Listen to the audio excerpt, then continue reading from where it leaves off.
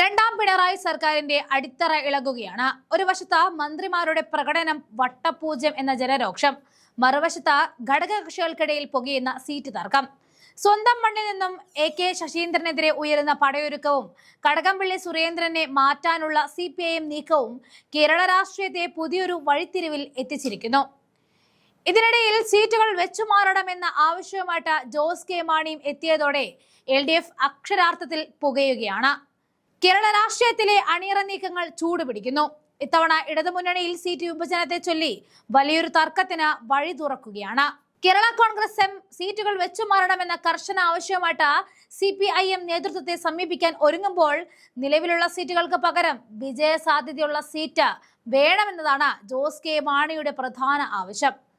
തങ്ങളുടെ സ്വാധീന മേഖലകളിൽ കൂടുതൽ കരുത്തറിയിക്കുവാൻ സീറ്റ് വെച്ചുമാറ്റത്തിലൂടെ സാധിക്കും എന്നുമാണ് കേരള കോൺഗ്രസ് എം കണക്ക് കൂട്ടുന്നത്. കഴിഞ്ഞ തവണ മത്സരിച്ച ചില മണ്ഡലങ്ങളിൽ ജയസാധ്യത കുറവാണ് എന്ന വിലയിരുത്തൽ പാർട്ടിക്കുണ്ട്.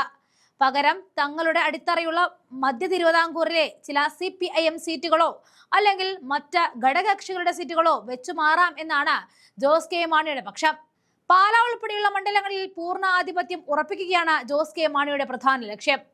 കഴിഞ്ഞ തവണ മത്സരിച്ച പെരുമ്പാവൂർ, പിറവം, തൊടുപുഴ എന്നീ സീറ്റുകൾക്ക് പകരം മൂവാറ്റുപുഴയോ കോതമംഗലമോ വേണമെന്നുമാണ് പാർട്ടി നിലപാട്. കുറ്റ്യാടിക്ക് പകരം പേരാമ്പ്ര ചോദിക്കാനുള്ള കേരള കോൺഗ്രസിന്റെ നീക്കം മുന്നണിയിൽ വലിയ ചർച്ചയാകും. TP രാമകൃഷ്ണൻ മാറി നിൽക്കുന്ന ഒഴിവിലേക്ക് കണ്ണുവെച്ചാണ് ഈ നീക്കം. പേരാവൂർ, അങ്കമാലി സീറ്റുകളിലും ജോസ് കെ മാണിക്ക് താല്പര്യമുണ്ട്.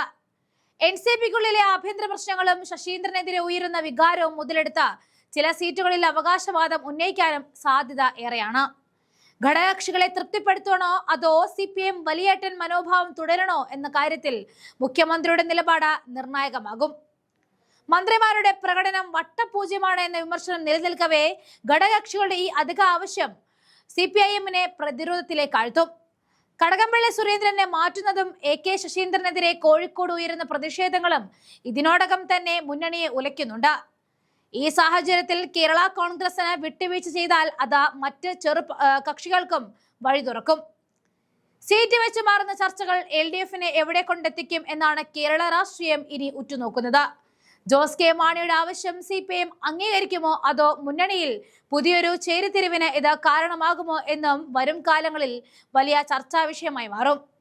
ഈ കലക്കവെള്ളത്തിൽ മീൻ പിടിക്കുവാനാണ് കേരള കോൺഗ്രസ് എമ്മിന്റെ നീക്കം. നിലവിലുള്ള സീറ്റുകളിൽ വിജയസാധ്യത കുറവാണ് എന്ന് കണ്ട CPIMന് മുന്നിൽ സീറ്റ് വെച്ചുമാറുമെന്ന ഉപാധി ജോസ് കെ മാണി വെച്ചിരിക്കുകയാണ്. സ്വാധീനമുള്ള മധ്യ തിരുവിതാംകൂറിലെ കൂടുതൽ സീറ്റുകൾക്കായി കേരള കോൺഗ്രസ് സമ്മർദ്ദം ചെലുത്തുമ്പോൾ അത് ഘടകകക്ഷികൾക്കിടയിൽ വലിയ പോരിന് വഴിമരുന്നിടും.